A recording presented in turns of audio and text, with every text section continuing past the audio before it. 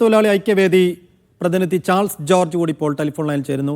Shri Charles George, ഈ മുങ്ങിയ MSC Elsa കമ്പനിയുടെ ഉടമസ്ഥർ ഈ അദാനി കമ്പനിയുടെ വെച്ചാൽ വിഴിഞ്ഞത്തെ പ്രധാന പങ്കാളിയായ അദാനി പോർട്സിൻ്റെ പ്രധാനപ്പെട്ട വ്യാപാര പങ്കാളിയാണെന്നുള്ള വിവരങ്ങൾ പുറത്തു വരികയാണ്. അപ്പോൾ ഈ നഷ്ടപരിഹാരവുമായി ബന്ധപ്പെട്ട ഇൻഷുറൻസ് കേസിന് പോകേണ്ടതില്ല എന്ന സർക്കാർ എടുത്ത തീരുമാനത്തിന് പിന്നിൽ വലിയ ദുരൂഹതയുണ്ട് എന്ന പ്രതിപക്ഷത്തിന്റെ ആരോപണത്തെ ഒരു കേവലമായ രാഷ്ട്രീയ ആരോപണമായി കണ്ടാൽ മതിയോ, അതോ അതിനകത്ത് കാര്യമുണ്ടോ? ഇതൊരു മുക്കൂട്ട് മുന്നണിയാണ് സാർ. അദാനി, MSC, കേരള ക്യാപിറ്റൽ, ഈ കമ്പനിക്കെതിരെ ഒരുപാട് തരത്തിലുള്ള നിയമ നടപടിയെടുക്കാമായിരുന്നു. ഞാൻ ചോദിക്കട്ടെ, കേരളത്തിലെ മോട്ടോർ വകുപ്പിനുള്ള കേസെടുക്കണം നമ്മളെ ഒരു വണ്ടി ഇടിച്ചാൽ തേർഡ് പാർട്ടി ഇൻഷുറൻസ് എന്താണ്? ഇതൊക്കെ യാതൊരു ബന്ധമില്ലാത്താണല്ലോ മോട്ടോർ വണ്ടി ഇടിച്ചാൽ. അതിനൊക്കെ സംസ്ഥാനമാണ് നമ്മൾ. എന്തിന് ഇതുമായി ബന്ധപ്പെട്ട് കേരളത്തിലെ കോസ്റ്റൽ പോലീസ് ഫോർട്ട് വെച്ച് പോലീസിന് കേസെടുക്കാമെന്ന് 2014 ഞങ്ങളുടെ കേസിൽ എൻട്രിക്കൽ എക്സിറ്റ് കേസും ആ കേസിൽ ഞാൻ കട്ടിയെടുത്ത ഒരാളാണ്. ആ സമയത്ത് കേന്ദ്ര ഗവൺമെന്റ് നോട്ടിഫിക്കേഷൻ ഇറക്കിയിട്ടുണ്ട്, ഉത്തരവ് ഇറക്കിയിട്ടുണ്ട്.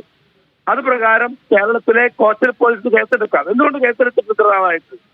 ഈ ഇപ്പോഴെന്താ സംഭവിച്ചെന്നറിയാമോ? കേസെടുക്കാൻ വൈകിയിരിക്കും. അവർ ഇൻഡെമിനിറ്റി ക്ലബുണ്ട്, protection and club, protection and indemnity club. അത് അതിന്റെ ആസ്ഥാനം ലണ്ടനിലാണ്. അവരിനി അവിടെ ഒരു സിവിൽ സ്യൂട്ട് ഫംഗ്ഷൻ കൊടുക്കും. അപ്പൊ നമ്മൾ അങ്ങോട്ട് പോകേണ്ടി വരും. അവിടെ പോയി വാദിക്കാൻ ആര് നമുക്കുണ്ട്?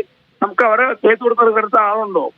നമ്മൾ ഉപായത്തിൽ കാല് പിടിച്ച് വെച്ച് ബന്ധിക്കേണ്ട വിഷയമാണോ ഇത്? കേരളത്തിലെ ഏറ്റവും വലിയ ഉത്പാദന സമൂഹമല്ലേ മത്സ്യത്തൊഴിലാളികൾ? അവരെ ഹൃദയത്തോട് ചേർത്ത് പിടിക്കേണ്ട ആളുകളല്ലേ ഇവര്? രണ്ടാമത്തെ വിഷയം, ഞങ്ങളെ സംബന്ധിച്ചിടത്തോളം ഞങ്ങൾ ഇടതുപക്ഷ വിഭാഗം തന്നെയാണ്. കേരളത്തില് 50ഓളം വരുന്ന MLA-മാരിൽ 41 പേരും ഇടതുപക്ഷ MLA-മാർ. അവരാരും മിണ്ടിയിട്ടില്ലല്ലോ. കേരള ഗവൺമെന്റ് മിണ്ടിയിട്ടില്ല കാര്യത്തിൽ. ഇതൊരു പ്രധാനപ്പെട്ട വിഷയമാണ്. 1. 2, ഈ കമ്പനി MSC എന്ന കമ്പനി എന്ന അതീവ നിഗൂഢമായ പശ്ചാത്തലമുള്ള കമ്പനിയാണ്. കോവിഡ് കാലത്ത് സ്വന്തമായി റേറ്റ് നിശ്ചയിച്ച് ദുർബലമായ നികുതി നടത്തി ഈടാക്കിയൊരു കമ്പനിയാണത്. അതിനു മുൻപ് 2019 അമേരിക്കയിലെ തുറമുഖത്തിനടുത്ത് അവരൊരു കപ്പൽ ഡിസൈൻ ചെയ്തു. ആ കപ്പലിന്റെ പേര് ഗയാന എന്നാണ്. അതിനകത്ത് 20 ടണ്ണോളം മയക്കുമരുന്നുകൾ ഉണ്ടായിരുന്നു. ലത്തീൻ അമേരിക്കയിൽ നിന്ന് യൂറോപ്പിലേക്ക് കൊണ്ടുപോകുന്ന ബാൽക്കൻ മാഫിയയുടെ ഒരു കരിയർ മാത്രമായിരുന്നു MSC.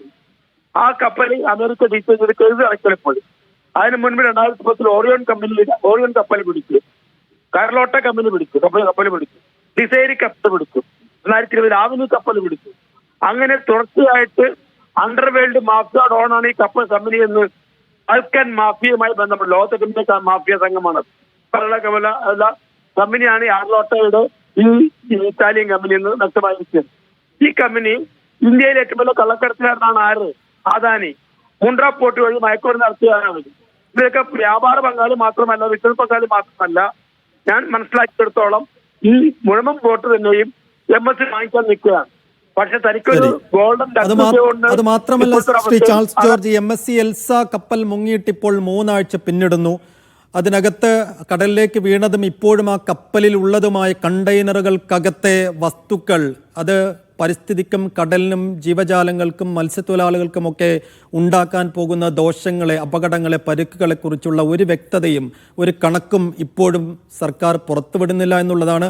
മാത്രവുമല്ല, എണ്ണച്ചോർച്ച തടയാനുള്ള ശ്രമങ്ങൾ ഇപ്പോഴും നടന്നുകൊണ്ടിരിക്കുന്നതേ ഉള്ളത്, പൂർണ്ണമായും വിജയത്തിലെത്തിയിട്ടുമില്ല. അപ്പോൾ ഇക്കാര്യങ്ങളിലൊന്നും ഒരു പൂർണ്ണമായ നടപടിയിലേക്ക് സർക്കാർ കടക്കുന്നതിന് മുമ്പെയാണ് ഈ ഇൻഷുറൻസ് കമ്പനിയുമായി കേസിന് പോകേണ്ടതില്ല എന്ന് ഒറ്റയടിക്ക് തീരുമാനിക്കുന്നത്. നമ്മുടെ നാട്ടിൽ അനുഭവമുണ്ട്. ബോംബെയില് MSC ചിത്ര അത് 2010 ഓഗസ്റ്റ് 7 മുങ്ങിയതാണ്, എണ്ണ പരന്നതാണ്. അതിന് കേസ് എടുക്കുമ്പോൾ കേസ് അടച്ച് കേസ് വാങ്ങിച്ചുകൊണ്ടിരിക്കും. തൊട്ടടുത്ത രാജ്യം കൊളംബോ, ഏറ്റവും വലിയ തുറമുഖമാണല്ലോ കൊളംബോ. അവിടെ 2021 അടുത്താണ് ഒരു എക്സ്പ്രസ് പേൽ കപ്പലിൽ മുങ്ങി. അത് 8 ദിവസം ഇതുപോലെ നിന്ന് ഇന്നത്തെ കപ്പലിലേക്ക് കത്തുന്ന പോലെ കത്തിയിട്ടാണ് മുങ്ങിയത്. അതിൽ നിന്ന് പ്ലാസ്റ്റിക് നൊടികൾ അല്ലെങ്കിൽ പ്ലാസ്റ്റിക് നാർഡിൽസ് എന്ന് പറയുന്ന ഉൽപ്പന്നങ്ങൾ കടലൊഴുകി പരന്നു. 600ഓളം കടലാമകൾ കത്തിപ്പൊങ്ങി. അവിടുത്തെ മത്സ്യങ്ങളുടെ ചെകളക്കകത്തും വയറ്റിനകത്തും നിറയെ പ്ലാസ്റ്റിക് നാർഡിൽസ് ഉണ്ടായിരുന്നെന്ന അനുഭവമുണ്ട്. ഇപ്പോൾ തിരുവനന്തപുരത്ത് ഞാൻ മിഞ്ഞാന്ന് പോയിരുന്നു. തിരുവനന്തപുരത്ത് മത്സ്യത്തൊഴിലാളികളുടെ മുഴുവൻ പണി ഇപ്പോൾ ഈ പ്ലാസ്റ്റിക് നാർഡിൽസ് ശേഖരിക്കലാണ്. ഇപ്പൊ ഞങ്ങൾ തന്നെ ഗവൺമെന്റ് റെപ്രസെന്റ് കൊടുത്തിരിക്കുകയാണ്. അവിടുത്തെ ആളുകൾക്ക് കൂടി ഞങ്ങൾ ചെയ്യാമെന്ന് പറഞ്ഞിരിക്കുകയാണ്. ഞാനൊരു കാര്യം പറയട്ടെ, ഇപ്പോൾ കമ്പനി സപ്പോർട്ടായിട്ട് കൊടുത്തിരിക്കുകയാണ്. ഒരു സ്വതന്ത്ര പരമാധികാര രാജ്യത്വം നടക്കുക അതേപോലത്തെ മേഖല വന്ന് സബ് കോൺട്രാക്ട് കൊടുക്കുന്ന ഏർപ്പാട് നടക്കുന്നത്. ഇതൊക്കെ ഏത് രാജ്യമാണ് സാർ? ഏത് നാട്ടിലാണ് നമ്മൾ ജീവിക്കുന്നത്?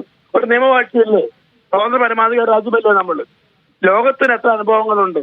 ഒരു കപ്പൽ മുങ്ങിയാൽ കോമ്പൻസേഷൻ തീരുമാനമുണ്ട് നമുക്കറിയാം. ലോകത്ത് ഇപ്പോൾ ഏറ്റവും ഒടുവിൽ തരുമ്പോൾ ഞാൻ പറയട്ടെ,